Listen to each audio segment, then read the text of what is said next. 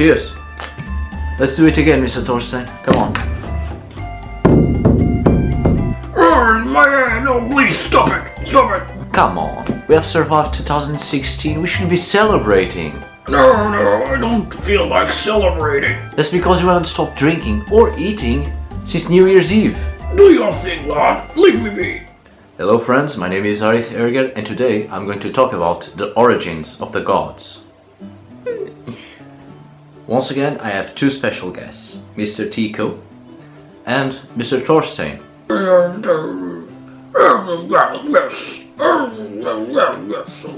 And I reckon you won't bother us much, at least for today. Now before we start, let me explain what this is all about. This subject will be divided into 3 videos. The first video will start at the Palaeolithic era all the way to the Mesolithic era. The second video will be the Neolithic era, and the third and last video will be the Chalcolithic to the Bronze Age. In each of these historical periods, different deities were worshipped, and that's exactly what I will be talking about. Feeling confused already, Mr. Thorstein? My head is spinning. Right, let me explain better then. For now, let's just focus on this video. Gods are worshipped according to human needs, and in different periods in history, human needs vary. As such, a deity whose field of expertise coincide with the greater need of that time is worshipped more often than other. I could be speaking of any pantheon of gods, but I will use the Norse gods as an example of the kind of deities who were worshipped during prehistoric times. Is it better now, Mr. Thorstein? Oh, yes. Great. Since this first video will start in the Palaeolithic era, let me say that I will not go all the way back to where the Palaeolithic era started. Let's just go back 40,000 years ago, which marks the cave art period, and then all the way to 12,000 years ago, which marks the end of the last glacial period. And then from that point on, I will go to the Mesolithic era. Stone Age art begins with an amazing depiction of animals. The abundance of animal images makes it likely that the earliest religions and spiritual practices of our ancestors were very much concerned with beasts. Mind that I am speaking of religion here as an early activity with a certain foundation in the organization of beliefs, already turning away from the shamanic rituals and spirituality at this point in history. Cave art offers a wealth of brilliantly drawn naturalistic animal images, and the caves in which this art was created might have been the very first temples of the Palaeolithic era. The great amount of animal images depicted in cave art is understandable. This was a hunter-gatherer society which was in contact with animals all the time. They had to know how animals lived, how they behaved, so they could easily hunt them. So I don't think that their major concern was with the fertility of animals, because most cave art has no human images at all, and when they do, they are often in a process of transformation. In the Palaeolithic art, the transformation of a human into an animal was something essential. Well, it's too early in the morning and he's sleeping. Either that or he's bored. Well, it's probably too early in the morning. As I was saying, I don't think that during the Palaeolithic era our ancestors were very much concerned with fertility. In their art, you can see that not all the animals they hunted and consumed were depicted. For instance, most of the animals depicted in cave art were the largest, the fastest, the strongest animals, such as horses, aurochs, mammoths, boars. So I don't think fertility here was a major concern. I think our ancestors were amazed with the skills and the abilities of certain animals. So I think that the very first subject to be concerned in these earliest religions was animal power. And that's where shapeshifting enters. To shapeshift into an animal, a certain animal, to obtain its abilities and skills. So I think that the very first deities to be worshipped were the shapeshifting kind. I completely put fertility aside as a major concern during the Paleolithic era. You see, fertility was for Neolithic farmers, those who domesticated the land and animals. And during the Ice Age, fertility meant a lot of mouths to feed, and overpopulation meant starvation. Hunter-gatherer groups kept their population below a certain threshold, and this includes abortion and infanticide. This seems cruel, of course, but when the size of a certain community exceeds its natural resources, there is a big problem. Too many mouths to feed meant starvation, as I have said, and it was probably better, or at least less abominable, to kill children at birth than letting a lot of people starve to death. With this being said, you can be certain that fertility wasn't considered a blessing during this time. You have to keep in mind that this was the Ice Age, and it was danger everywhere and a constant fight for survival. Now let's go to the deities that were probably worshipped during this time. Gods be good, finally! Before the creation of the sun calendar, people's lives and daily routines were guided by the phases of the moon. The oldest structures found in archaeological excavations, well, not counting with primitive dwellings, but major structures, were lunar calendars. So probably the very first deities to be worshipped during the Paleolithic era were the deities connected with the moon. And giving an example of a Norse deity connected with the moon is the god Mani, the god, of course, of the moon, and the god of night and darkness. Hunters had a very nocturnal life because it was easier to hunt and to move from one place to another without being seen by rival tribes. And let's face it, humans' greatest enemy weren't the animals out there in the wilds, but other human beings. The phases of the moon marked the time people spent from one place to another, or how many phases of the moon it took to go from here to there and back, just like Bilbo Baggins. The moon also has a great influence on the tides, and knowing how it moves across the sky, it was vital for these people in relying on the sea to gather their food.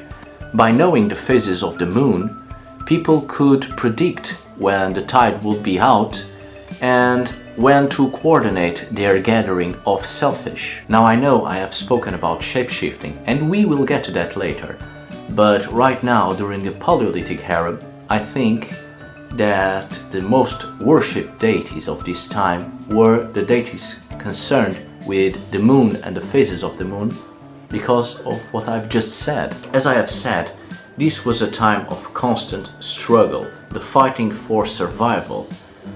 Our human ancestors in this period during the Paleolithic era experienced the wildest form of living. They did not control fire yet, so they had to rely on their wits and on their abilities, agility and strength to fight against all the natural world. In the Paleolithic era, people lived in small communities, tribes, and each tribe needs a chieftain to guide people from one place to another during the harsh weather, into very primitive and dangerous forests, and to say who is going to hunt, who is going to gather, to control the situation. And this reminds me of a Norse deity whose essence was probably in the deities worshipped during this time. I'm talking, of course, about Angrboda. Angrboda is the wolf shiftus, the wolf mother.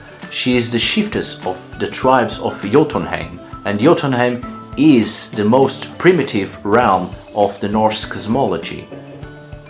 It's filled with dangerous and dark forests, deep lakes, and very tall mountains covered with snow. And Angrboda is this motherly figure concerned with the members of the tribe, but at the same time she is as cruel and harsh as the landscape around her, and she has to be like that in order to make the best decisions for the welfare and the survival of the tribe. So the essence of Angrboda was very much carved in the chieftains of the tribes of the Palaeolithic era. So that's why I think that other deities worshipped during the Palaeolithic era were deities concerned with leadership, but a very specific leadership. The leadership of someone who has to live and survive under harsh conditions and in a very dangerous and wild environment. Now, speaking of Angrboda, of course I have to speak about her consort, Loki. And it's pronounced Loki, but for the sake of this video and a better understanding, I would keep saying Loki. Now, Loki is the trickster god of mischief, but I think that is a very Christian concept in trying to make this deity look the evil one. Before that, Loki was a deity connected with shapeshifting, and as I have said already, shapeshifting was essential in cave art. And as you well know, Loki was able to shapeshift into many different animals, including an horse, and that was exactly the animal into he shapeshifted the most. And it is interesting to see that 60 to 70% of cave art is exactly that, horses. And in this we can see that another deity worshipped during the Palaeolithic era was a deity very much like Loki, or Loki is very much similar to this older deity. Now, I think that Loki perfectly summarizes the passage between the Palaeolithic era to the Mesolithic era, along with other two deities, Skadi and Ullr. Now, both Skadi and Ullr are the gods of winter and hunting, and as we have seen, the Palaeolithic era was a constant winter during the Ice Age, and the major concern of our ancestors during that time was hunting. And why have I said that Skadi and Ullr are perfect for this transition between the Palaeolithic era to the Mesolithic era? Because both of them are also the gods of archery and bow hunting, and during the Mesolithic that was one of the major discoveries or the major creations of our human ancestors, the bow. Now, returning to Loki, I think he is a very good deity which summarizes again this passage between the Palaeolithic era and the Mesolithic era, because Loki is a deity connected with fire, and in truth he is a fire god. And what was the major thing that happened during the Mesolithic era? In fact, the most important thing of them all, it was the ability to control fire to our own benefit. Now, I'm not saying that people found out about fire, because I'm sure they knew what fire was, but they just didn't knew how to control it. And it was precisely in the Mesolithic time that they started to control fire, and this was a major evolution for the human species. Now, you've probably noticed that Mr. Tico is always disappearing. He's constantly going to the bathroom.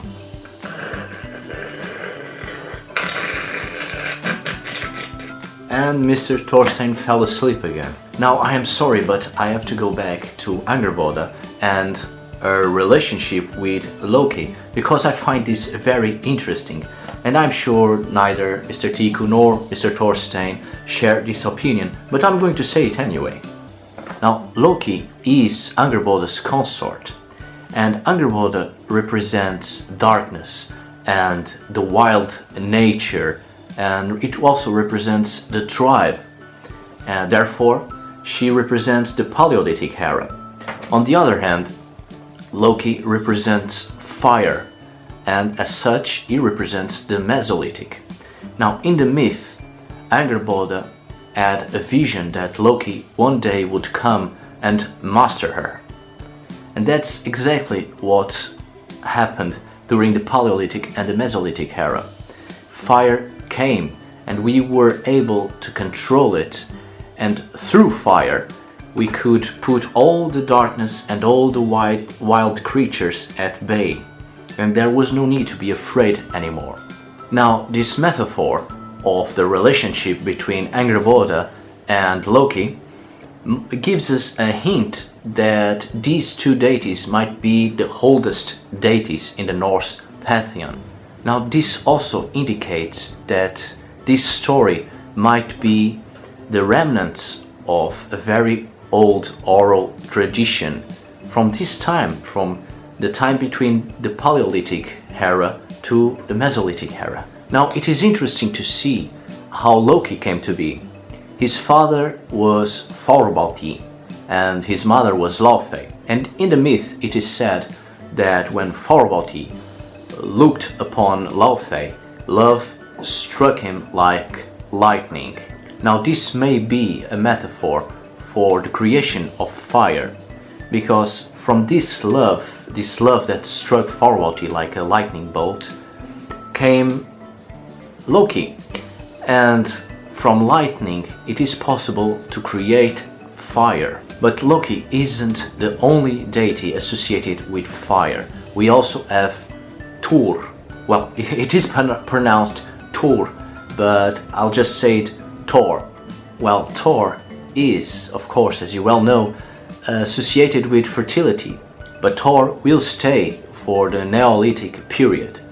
However, I think it's interesting and it's important to talk about Thor here in this first video about the Palaeolithic and the Mesolithic. Now, as you see, Thor, before being associated with the fertility of the land and the god of fertility in general, Thor was associated with fire and humanity because he was the deity to bring fire to humanity. He was the deity to bring protection and warmth to humanity. So there it is. During the Mesolithic times, there were probably deities worshipped who are very similar to Thor or vice versa. What is also interesting here is how fire was created. As I have said, the birth of Loki and the myth of the birth of Loki, of lightning creating fire, it happens with Thor. Thor is associated with lightning and associated with the oak tree. You see, the bark of an oak tree is a poor conductor of lightning. As such, unlike other trees, when oaks are struck by lightning, they explode. Now, when this happens, it creates a field of flaming wooden beads that can be collected to start a fire or to carry fire around. And again, this association, this metaphor of Thor being associated with lightning and the oak tree might be a hint of a very old oral tradition in how fire was created. Maybe our ancestors, well, of course they knew about fire, but maybe they started to control it when they saw that lightning struck an oak tree, for instance, and they collected the wooden beads and they were able to control fire in that manner. Well, of course, Thor seems to be also a very old deity, but from the Mesolithic era. But he will be a major deity during the Neolithic period, which I will leave to the next video. Now, still speaking of the Palaeolithic era and the Mesolithic era, I will have to return to Angrboda and Loki, but also to their children. And look who's back. Now, the children of this couple is a perfect mixture. What is happening? Now, as I was saying, Loki's children with Angrboda are a perfect mixture of the wild nature of Angrboda and the Palaeolithic with the knowledge of fire, or the knowledge that fire brought, the knowledge that Loki brought to the primitive realm of Jötunheim. What you have to understand is the major importance of fire in the human communities, in these early human communities. It wasn't just for cooking, but also with fire. People gathered around it, and knowledge was exchanged between many different tribes. People would gather around the fire to exchange wisdom, and that was very important. That was the key for the human evolution, because from this moment on, humans started to evolve rapidly. So Loki's children are the representation of this knowledge that was gained when fire was controlled. Now, the very first of Loki's children was Hel, or Hela, the goddess of the underworld. And of course, the very first gods to be worshipped might have been the gods of death, because death has always been present in human history. And of course, our ancestors, even during the Palaeolithic, were very much concerned with death, because they decorated the graves of their ancestors. They were concerned in burying them, and of course they would decorate their skulls and paint them with red ochre and everything. So there was a concern with death, and there were these first rituals. And where would our ancestors place or bury the ancestors, their dead? Precisely in the caves, the very first temples of our human ancestors. So Loki's daughter might be another very old deity of the Paleolithic era.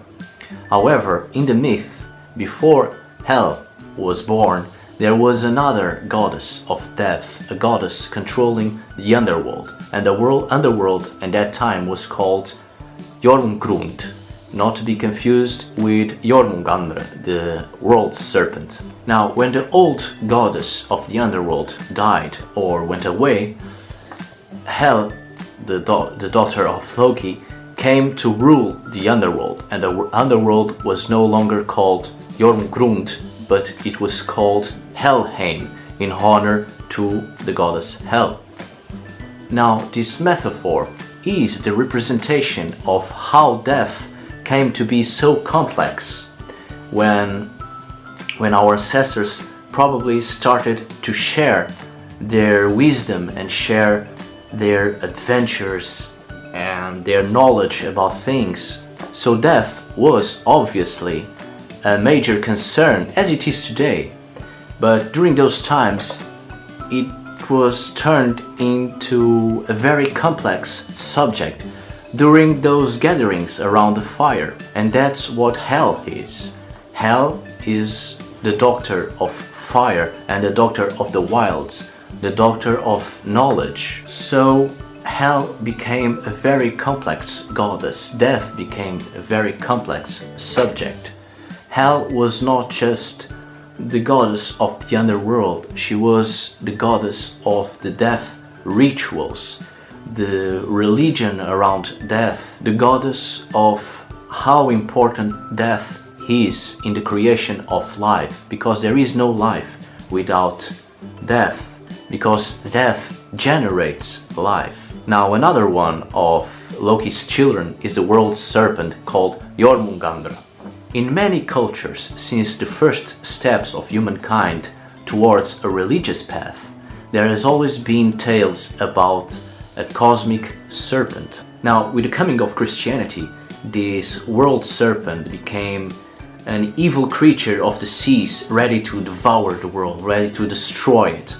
But Jörmungandr essence was not that at the beginning. Jörmungandr was a symbol of protection and wisdom, and also power and magic. The world serpent wraps and protects the world, and it is a symbol of the boundaries between the world of the living and the world of the dead. And this connects the world serpent with its sister Hel, the goddess of the underworld, the goddess of the world of the dead.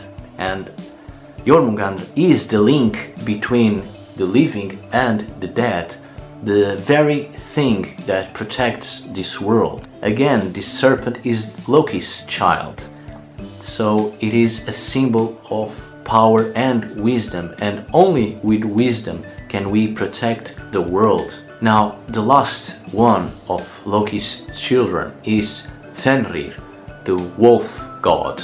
Now, if Hel represents the world of the dead and Jörmungandr represents the boundary between the world of the dead and the world of the living, Fenrir will represent our home world. Now, of course, we have all heard that Fenrir is the lord of destruction and chaos. Therefore, it turned him into an evil being, an evil deity. However, Fenrir represents balance, because there is no order without chaos.